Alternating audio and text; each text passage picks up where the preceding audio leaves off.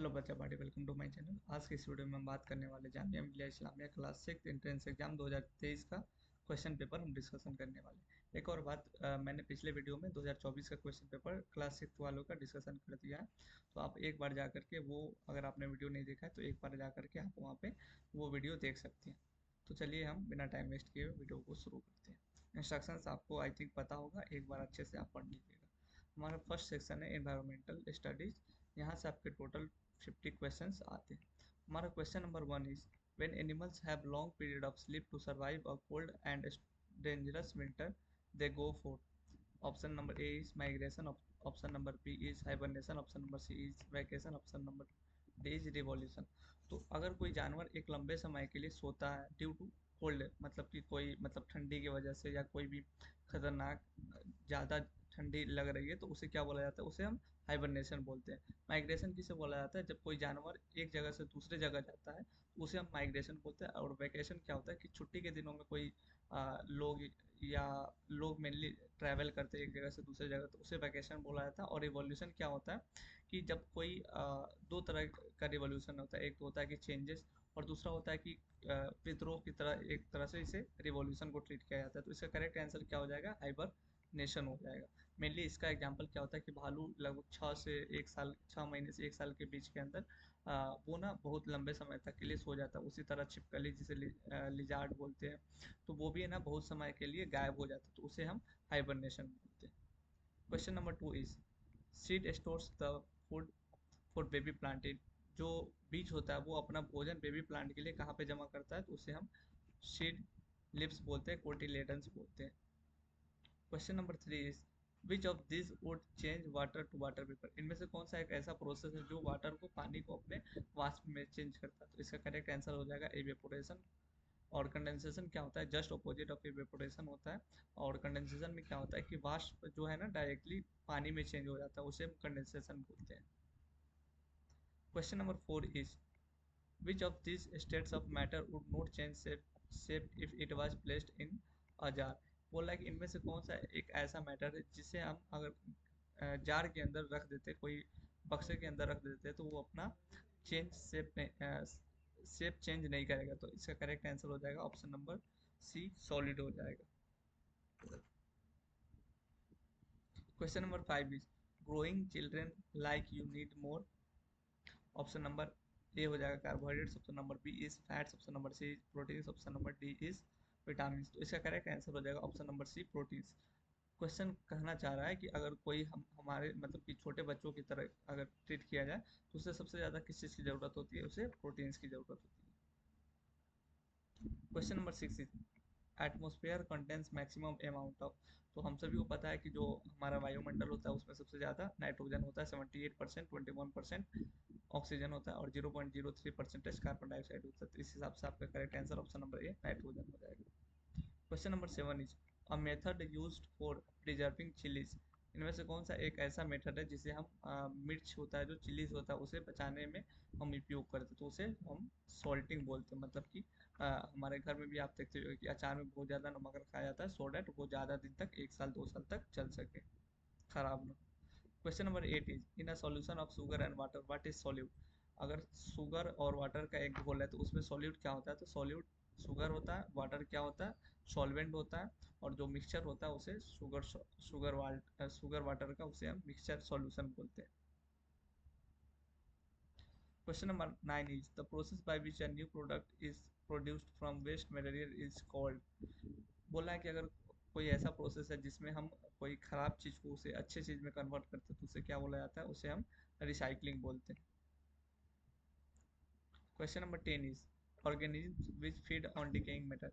इनमें से कौन सा एक मतलब कि एक ग्रुप है जानवरों का जो सड़े गले पदार्थ को खा करके अपना जीवन व्यतीत करते हैं? तो उसे हम डिकम्पोजर्स बोलते हैं। हर्बीवोरस किसे बोलते हैं? जो सिर्फ हरे हरे भरे घास फूस खाते हैं, पेड़ खाते हैं, उसे हम हर्बीवोरस बोलते हैं। कार्निवोरस किसे बोला जाता है? जो मेनली दूसरे जानवरों का फ्लेश खाते हैं, मतलब कि मांस खाते हैं, उसे हम कार्निवोरस बोलते हैं। और ओमनीवोरस जो घास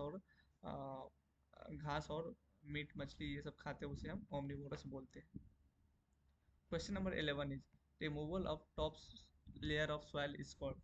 तो इस क्वेश्चन के कहने का मतलब है कि अगर कहीं पे मिट्टी है, मतलब कि मिट्टी है तो बारिश होती है या कहीं भी बाढ़ आती है, तो ऊपर का जो सतह का जो सबसे उपजाऊ जमीन होता है वो ना मतलब उस पानी के साथ चला जाता है, तो उस प्रोसेस को क्या बोलते हैं? उस प्रोसेस को हम सॉइल इरोजन बोलते हैं। और सॉइल कंजर्वेशन क्या बोलते हैं? जब हम मिट्टी को बचाव करते हैं उसे सॉइल कंजर्वेशन बोला जाता है। सॉइल प्रोटेक्शन क्या बोला जाता है? उसी तरह से ट्रीट किया जाता है। सॉइल कंजर्वेशन का ही एक तरह से साइनोनिम्स हो गया। तो इसका करेक्ट आंसर क्या हो जाएगा? Soil erosion. Question number 12 is dash is caused by the deficiency of vitamin A. Vitamin A की कमी से क्या होता है? नाइट ब्लाइंडनेस होता है। विटामिन बी की कमी से बेरी पिरे होता है। विटामिन सी की कमी से स्कर्वी होता है। और आयोडीन की कमी से ग्वाइटर होता है। Question number 13 is unwanted plants grow with crops and compete for nutrients. इनमें से कौन सा एक ऐसा चीज है जो फसलों के साथ उगता है और वहाँ पे जा करके प्लांट के साथ compete करता है फॉर न्यूट्रिएंट्स करता है, और वो उसी के साथ ग्रो करता है, तो उसे हम क्या बोलते हैं? वीड बोलते हैं। और वीड को हटाने का सबसे बेस्ट तरीका है वीडिसाइड्स हम खेतों में छींटते हैं।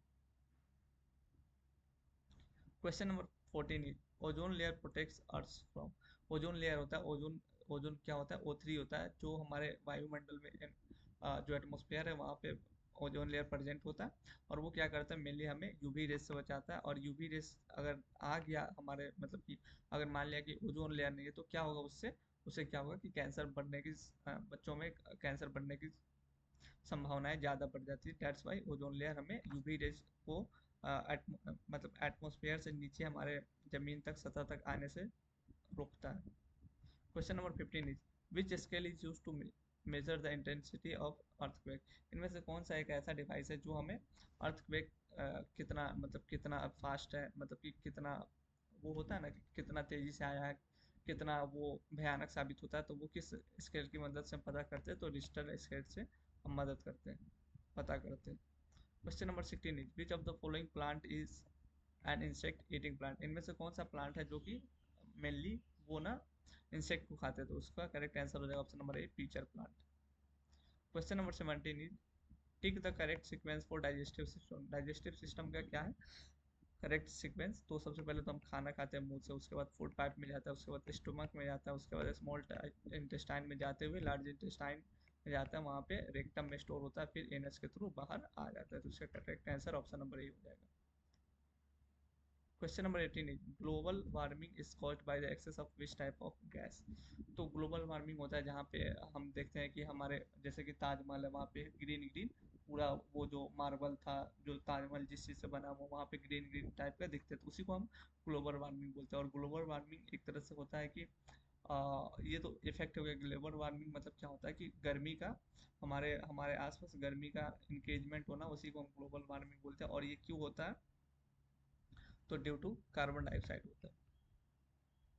Question number 19 is which of the following seeds dispersed by wind. इनमें से कौन सा एक ऐसा सीड है जो कि हवा के बहने से, मतलब कि इधर से उधर चला जाता है? तो इसका करेक्ट आंसर हो जाएगा option number D, cotton.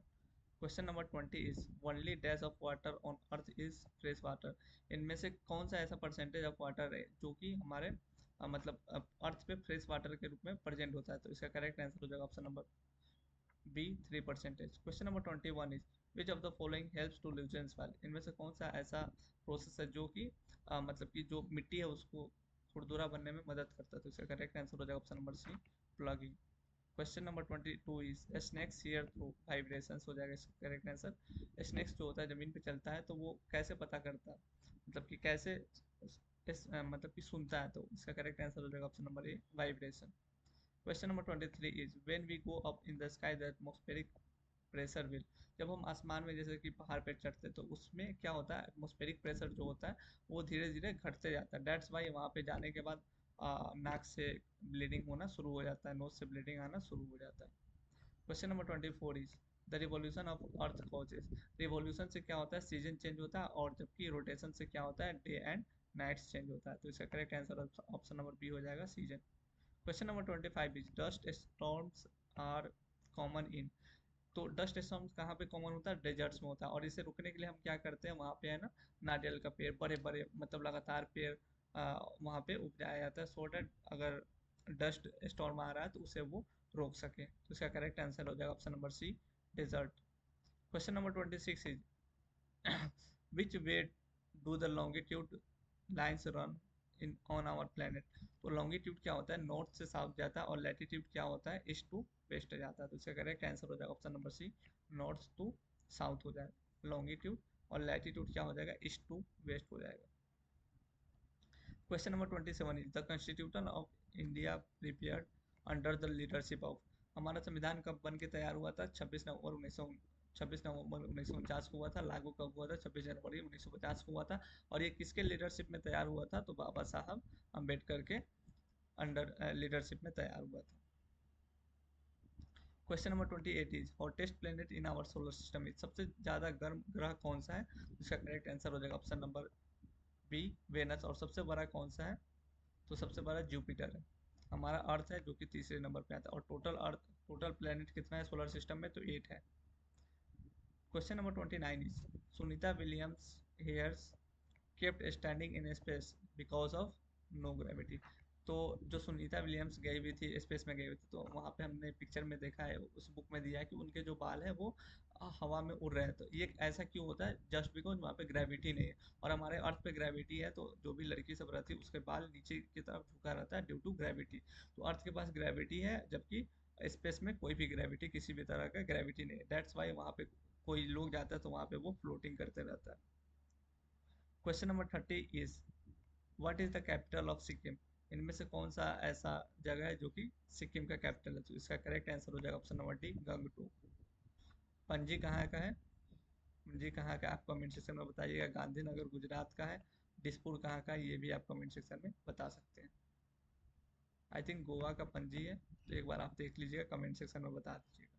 Question number 31 is how mosquito find human body. इनमें से कौन सा एक ऐसा प्रोसेस है जिसके थ्रू मस्क्यूटो ह्यूमन बॉडी को पहचान लेता है। तो वो ना तीनों प्रोसेस, ये जो तीनों प्रोसेस दिया गया, इन तीनों प्रोसेस के थ्रू ये बताया गया, और ये आपके ईवीएस में डायरेक्टली लाइन टू लाइन दिया गया। और ये एक ऐसा क्वेश्चन है ना, लगभग हर एग्जाम में हर साल ये क्वेश्चन पूछा जाता है। तो सबसे पहले किस चीज़ से पता करता है, पहला तो हमारे बॉडी के स्मेल से पता करता है, दूसरा हमारा जो शरीर का गर्मी होता है ना उससे पता करता है, और तीसरा क्या होता है, हमारा जो फीट का सोल होता है, जो नीचे वाला पोर्शन होता है जो जमीन पे रहता है, उसके मदद से भी वो हमें पहचान लेता है।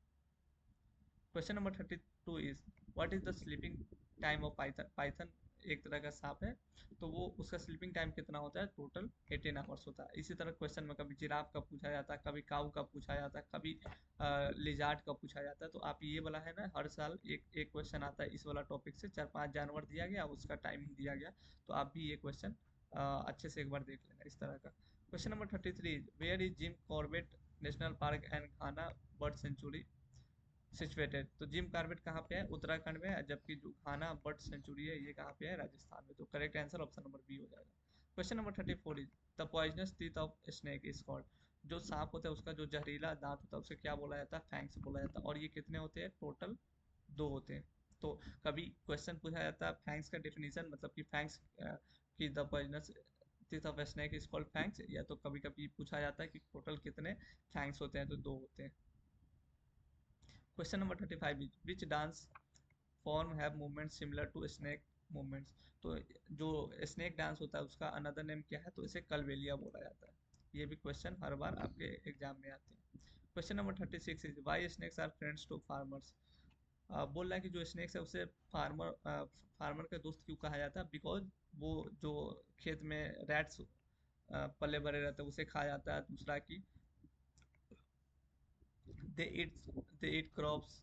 तीसरा है दे ईट इंसेक्ट्स। तो इसका करेक्ट आंसर हो जाएगा ऑप्शन नंबर डी, दिया हुआ है all of this.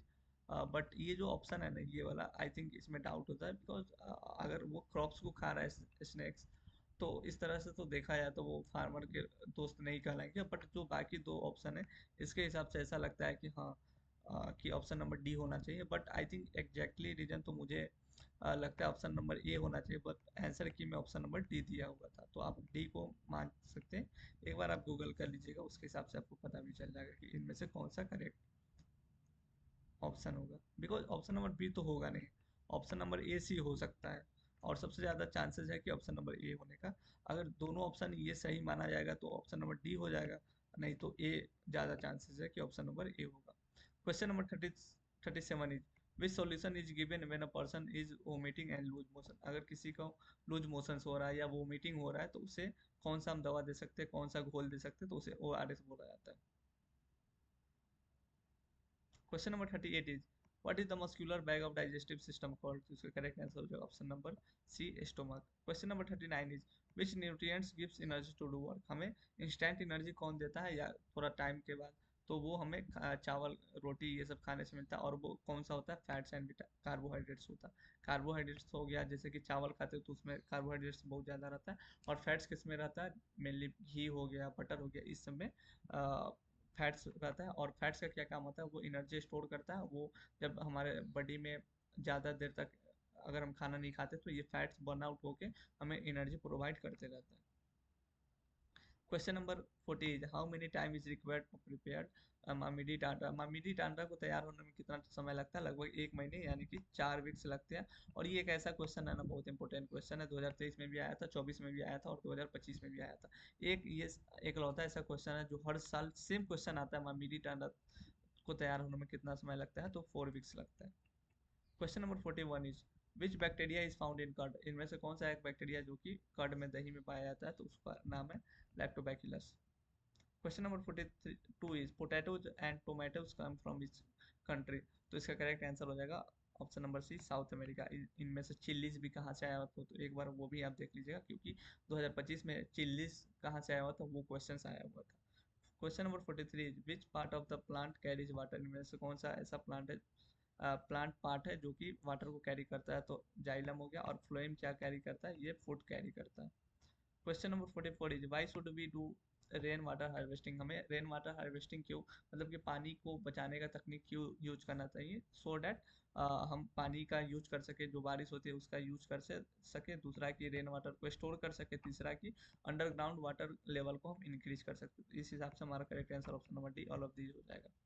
Question number 45 is process of making food by plants is called, ऐसा प्रोसेस जब प्लांट्स अपना भोजन in the presence of sunlight, क्या कहते हैं, कार्बन डाइऑक्साइड, इन सभी के पानी की मदद से जब भोजन बनाते हैं तो उसे हम फोटोसिंथेसिस बोलते हैं। Question number 46 is malaria is caused by the bite of, तो इसका करेक्ट आंसर हो जाएगा option number A, female anopheles mosquito. Malaria किसके वजह से फैलता है, किसके काटने की वजह से फैलता है, तो फीमेल एनोफिलस मस्क्यूटो की वजह से। Question number 47 is what is the highest peak of the world, which is the highest, तो इसका करेक्ट आंसर हो जाएगा option number D, mount Everest. अगर इंडिया का पूछा रहता तो K2 हो जाता, कंचनजंगा हो जाता। Question number 48 is what does haemoglobin carries in our blood, जो हेमोग्लोबिन होता है उसमें सबसे ज्यादा क्या होता है, मतलब क्या कैरी करता है, तो ऑक्सीजन कैरी करता है।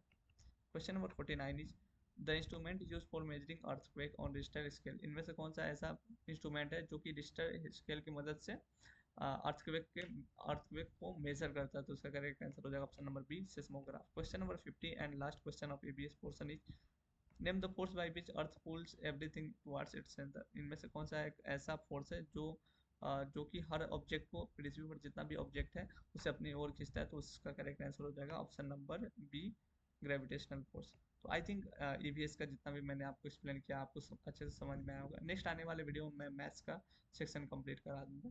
तो अगर वीडियो पसंद आए तो प्लीज़ अपने दोस्तों के साथ शेयर करो, चैनल को सब्सक्राइब कर लो, सो डैट अगर कोई भी नोटिफिकेशन MU या जामिया का आता है या कोई भी वीडियो जो अपलोड होती है तो आपके पास सबसे पहले टाइम टू टाइम पहुंच जाए। तो चलिए मिलते हैं नए वीडियो के साथ। जय हिंद, जय भारत।